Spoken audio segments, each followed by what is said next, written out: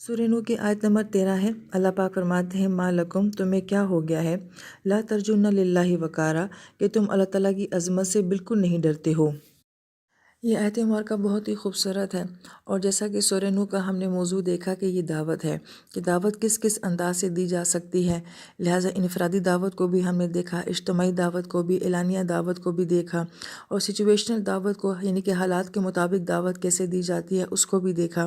تو مفسرین کرام یہ فرماتے ہیں کہ اس آیت مبارکہ میں جلالی دعوت کی بات کی جا رہی ہے کہ بعض اوقات داعی جو ہے وہ دعوت دیتے دیتے جو ہے وہ اللہ تعالیٰ کے جلال کو بھی بیان کرتا ہے، اور یہ بھی دعوت کا ایک بہت ہی خوبصورت انداز ہے کہ اللہ پاک کے جلال اور اللہ پاک کی عظمت کو جو ہے وہ بیان کیا جائے، اور یہ آیت مبارکہ جو ہے وہ کچھ اسی معاملے کی جھلک ہے۔ اب اس آیت مبارکہ میں جو الفاظ استعمال کیے گئے ہیں لا ترجون اور وقارا، ترجون کا لفظ جو ہے یہ رجا سے ہے۔ رجا امید کو کہا جاتا ہے، جبکہ قرآن پاک میں امید کے لیے تمنا اور عمل کے لفظ بھی آئے ہیں، جبکہ اس آیت مبارکہ میں جو ہے ترجون کا لفظ جو ہے وہ خاص معنی دے رہا ہے۔ لفظ رجا جو ہے یہ بڑی امید کے لیے بھی بولا جاتا ہے اور مثبت امید کے لیے بھی بولا جاتا ہے۔ دوسرا معنی رجا کا بیان کیا جاتا ہے حفاظت اور ذمہ داری کا ہونا، اور تیسرا معنی یہ بیان کیا جاتا ہے کہ ایسی امید جس کے اندر خوف بھی ہوتا ہے اور امید بھی ہوتی ہے، جیسا کہ حدیث مبارکہ میں آتا ہے کہ مومن خوف اور امید کے درمیان میں رہتا ہے، اور اس کا ایک معنی یہ بھی بیان کیا جاتا ہے کہ جو لمبی لمبی امیدیں ہوتی ہیں اس کے لیے بھی لفظ رجا آتا ہے۔ لہٰذا آیت مبارکہ کا معنی کیا بنتا ہے کہ تمہیں اللہ تعالیٰ کی ذات سے بڑی امید کیوں نہیں ہے، مثبت امید کیوں نہیں ہے۔ پھر جو دوسرا لفظ آیا ہے وقارا، وقارا کا عام معنی جو ہوتا ہے وہ تو عزت سے ہوتا ہے، اور قرآن پاک میں عزت کے لیے کرم، کرامہ، عزہ، عذرہ، احترام، یہ سب لفظ آئے ہیں، مگر یہاں پہ وقارا جو ہے وہ بہت ہی خوبصورت معنی دے رہا ہے۔ لفظ وقارا جو ہے یہ وقر سے ہے، اور وقر کا مطلب ہوتا ہے پرسکون ہونا، ساکت ہونا، سنجیدہ ہونا۔ لہٰذا وقار جو ہے وہ ایک جگہ بیٹھ جانے کے لیے بھی کہا جاتا ہے، جس چیز کو نہ ہلایا جا سکتا ہو اس کے لیے بھی وقر کا لفظ بولا جاتا ہے۔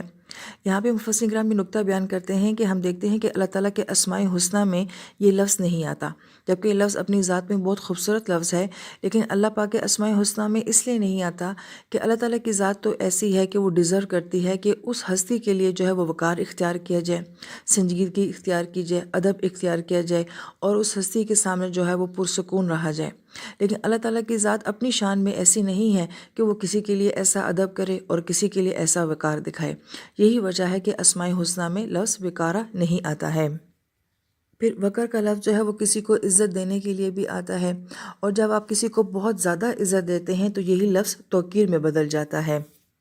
لہٰذا توقیر کا مطلب ہوتا ہے کسی کو انتہا درجے کی عزت دینا۔ اور پھر وقر کا ایک معنی جو ہے وہ بوجھ کے ساتھ بھی بیان کیا جاتا ہے، جسے ہم ہیوی ویٹ کہتے ہیں، اور قرآن پاک اس کو بیان کرتا ہے وفی آذانہم وقرا، اور ان کے کانوں کے اوپر بوجھ ہے۔ وہ لوگ جو کہ قرآن نہیں سنتے ان کے لیے قرآن پاک میں لفظ استعمال کیا گیا ہے کہ وہ اس وجہ سے نہیں سنتے جیسے کہ ان کے کانوں کے اوپر کوئی بہت بڑا بوجھ ہو۔ لہٰذا لفظ وقارا جو ہے اس آیت مبارکہ میں وہ ایک احترام، ایک ادب، ایک ڈسٹنس کو جو ہے وہ شو کرتا ہے۔ اب آیت مبارکہ میں دو لفظ استعمال کیے گئے ہیں، ایک طرف رجا کا لفظ ہے اور ایک طرف وقار کا لفظ ہے۔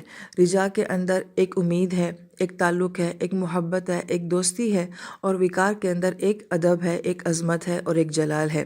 ہمارا جو اللہ تعالیٰ کی ذات کے ساتھ تعلق ہے وہ انہی دو بنیادوں کے اوپر ہے کہ ہم اللہ تعالیٰ سے بہت قرب بھی رکھتے ہیں، محبت کا تعلق بھی ہے، امید اور دوستی کا تعلق بھی ہے، لیکن ساتھ ساتھ ادب، لحاظ، عظمت اور جلال کا تعلق بھی ہے، جس کا ایک مظہر دنیا میں ماں باپ ہوتے ہیں کہ ہم ان سے بڑی محبت کرتے ہیں، مگر ساتھ ساتھ ادب کا تعلق بھی ہوتا ہے۔ استاد اور شاگرد کے درمیان میں بے تکلفی بھی ہوتی ہے، مگر اس بے تکلفی میں بھی ادب ہوتا ہے۔ لہٰذا ان تمام معنوں کو دیکھتے ہوئے جو آیت مبارکہ کا خوبصورت مفہوم ہمارے سامنے آتا ہے وہ یہ کہ تمہیں کیا ہو گیا ہے کہ تم اللہ تعالیٰ کی ذات کی وہ عظمت نہیں رکھتے جو کہ وہ ڈیزرو کرتا ہے۔ اور پھر مفسرین کرام نے اس آیت مبارکہ کے مفہوم کو یوں بھی بیان کیا ہے کہ تمہیں کیا ہو گیا ہے کہ تمہیں اللہ تعالیٰ کی ذات سے ثواب کی امید کیوں نہیں ہوتی، اور اس کی ذات سے عذاب کا خوف کیوں نہیں محسوس ہوتا۔ یعنی کہ انسان کو اللہ تعالیٰ کی عظمت کی کوئی پرواہ ہی نہیں ہے، نہ وہ اس بات کی پرواہ کرتا ہے کہ وہ ذات جو ہے بہت ثواب دینے والی ہے۔ ہماری کسی امید کا تعلق جو ہے وہ اللہ تعالیٰ کی ذات کے ساتھ نہیں ہوتا، اور ہمیں اس بات کی بھی کوئی پرواہ نہیں ہے کہ ہماری اس گناہ کی پکڑ بھی ہو سکتی ہے اور وہاں سے کوئی سختی کا معاملہ بھی آ سکتا ہے۔ یعنی کہ انسان اپنے رب سے اتنا لاپرواہ کیوں ہے، اتنا بے پرواہ کیوں ہے۔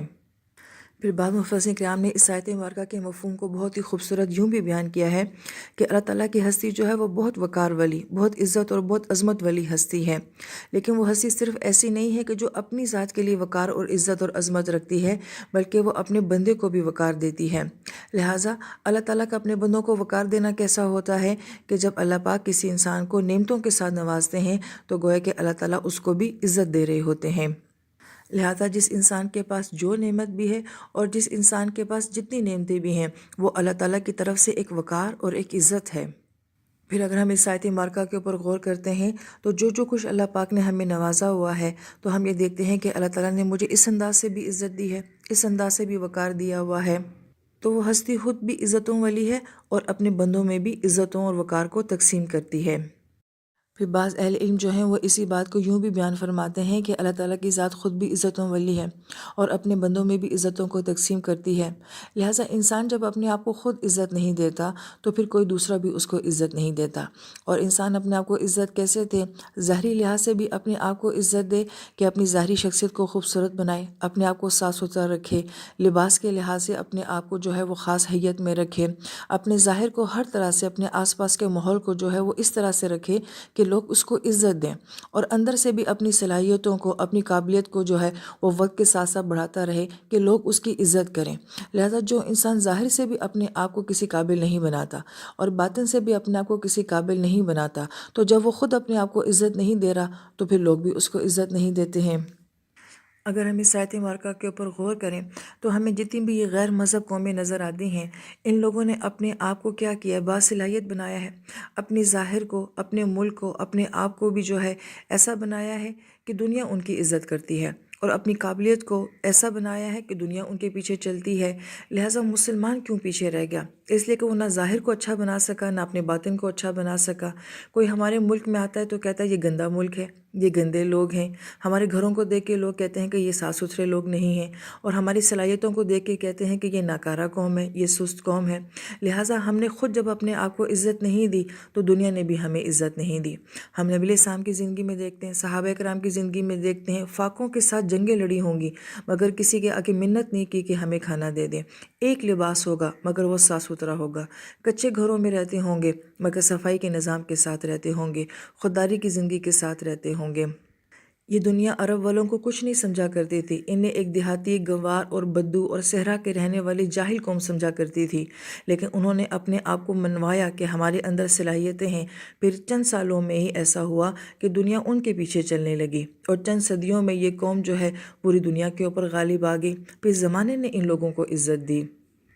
لہٰذا ہمارے استاد یہ کہا کرتے تھے کہ انفرادی سطح کے اوپر بھی آپ اپنے آپ کو ایسا رکھیں، اپنے ظاہر کو ایسا رکھیں کہ کوئی آپ پہ ترس نہ کھائے، کوئی آپ کو گندا نہ سمجھے، کوئی آپ کو عام انسان نہ سمجھے۔ آپ کی ظاہری حیت بھی اچھی ہونی چاہیے، اور وقت کے ساتھ ساتھ اپنی قابلیت، اپنی صلاحیت، اپنی شخصیت کو اتنا بہتر بنائیں کہ لوگ آپ کی عزت کریں۔ ایک عام انسان ہوتا ہے، مگر جب وہ ڈاکٹر بن جاتا ہے تو وہ ڈاکٹر صاحب ہو جاتا ہے، جب وہ وکیل بنتا ہے تو وہ وکیل صاحب ہو جاتے ہیں، پھر وہ جج صاحب ہو جاتے ہیں۔ لہٰذا ان کی قابلیت نے ان کو صاحب بنا دیا ہے۔ یہی وجہ ہے کہ ہر انسان جب تک اپنے آپ کو قابل نہیں بناتا ہے تو پھر وہ صاحب نہیں بن سکتا ہے۔ لہٰذا اس آیت مبارکہ کا کانسیپٹ کیا ہے، یا یہ ہمیں کیا سوچ دے رہی ہے کہ ہم اللہ تعالیٰ کو ماننے والے لوگ ہیں، لہٰذا ہمیں دیکھ کے پتہ چلنا چاہیے کہ یہ ایمان والی قوم ہے۔ ہم نبی علیہ السلام جیسے نبی کو ماننے والی امت ہیں، لہٰذا ہمیں دیکھ کے پتہ چلنا چاہیے کہ اس خوددار نبی کی امت ہے۔ لہٰذا ہم قرآن والی لوگ ہیں، لہٰذا ہمیں دیکھ کے پتہ چلنا چاہیے کہ ان کا علمی معیار کیا ہے، یہ ایک عقل اور شعور والی قوم ہے۔ اللہ تعالیٰ نے ہمیں اپنے نام کے ساتھ، اپنے نبی علیہ السلام کے نام کے ساتھ، ہمیں قرآن کے ساتھ جو ہے وہ وقار دیا ہے، وہ عزت دی ہے۔ پھر ہم کیوں اپنے آپ کو وقار والا نہیں بناتے؟ کیوں اپنے آپ کو عزت والا نہیں بناتے؟ سوچنے والی بات ہے کہ جس قوم کے پاس اللہ جیسی ہستی ہو، جس کے پاس نبی علیہ السلام جیسا نبی ہو، اور جس کے پاس قرآن جیسی کتاب ہو، پھر وہ کیوں وقار والی نہ بن سکی؟ پھر وہ کیوں عزت والی نہ بن سکی؟ لہٰذا ہم اجتماعی سطح کے اوپر اگر کوئی تبدیلی لے کے نہیں آ سکتے تو کم سے کم ہم انفرادی سطح کے اوپر تو تبدیلی لا سکتے ہیں۔ لہٰذا میرے پاس اللہ کا نام بھی ہے، نبی علیہ السلام کی نسبت بھی ہے، میرے پاس قرآن بھی ہے، ہمیں اپنے آپ کو وقار والا بنانا ہے۔ اور یہاں پر اہل علم بہت ہی خوبصورت باتیں بیان فرماتے ہیں کہ کل عزتیں، کل وقار جو ہے وہ اللہ تعالیٰ کی ذات کے لیے ہے۔